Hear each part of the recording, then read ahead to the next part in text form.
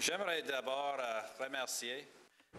The Iraqi people made a great step toward reconciliation when they passed the most modern constitution in the Middle East, and now their government's got to perform. And I think there's a certain level of frustration with the leadership in general, inability to come together to get, for example, an oil revenue law passed or provincial elections.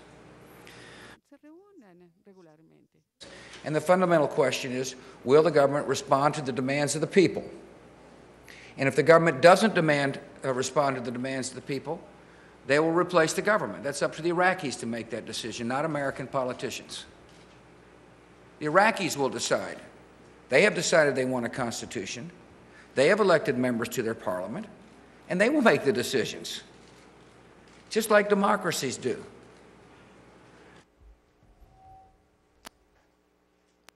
Thank you all. Mr. President, yesterday, Senator Levin, Chairman of the Armed Services Committee.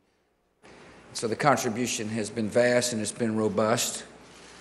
And this government, along with this parliament, will make decisions, what's best for the Canadian people and the people of Afghanistan.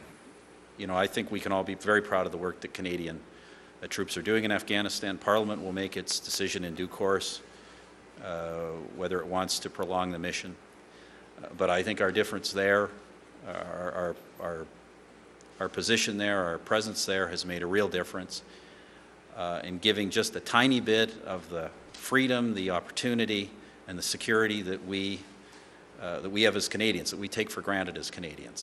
Le cas échéant, Monsieur le Président, jusqu'où est-ce que les États-Unis sont prêts à aller? C'est juste une question par journaliste.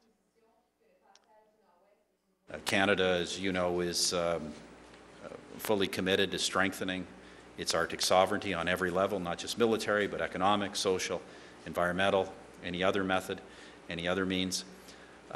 Canada and the U.S. do have differences on certain aspects of the Northwest Passage. At the same time, since the agreements of Prime Minister Mulroney and former President Reagan in the late 1980s, Canada and the United States have been able to manage these differences, and we think we'll be able to continue to do that. Yeah, we'll manage the differences because there are differences on the Northwest Passage. We believe it's an international passageway. Having said that, the United States does not question Canadian sovereignty over its Arctic islands, and the United States supports Canadian investments that have been made to exercise its sovereignty.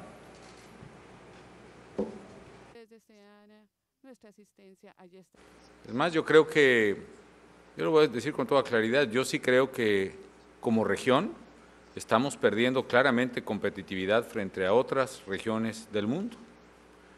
Y me parece que no se trata de hacer ni uniones aduaneras, ni mucho menos tener una integración que vulnere la soberanía de cada país, la autodeterminación de cada país, la cultura de cada país, los recursos de cada país.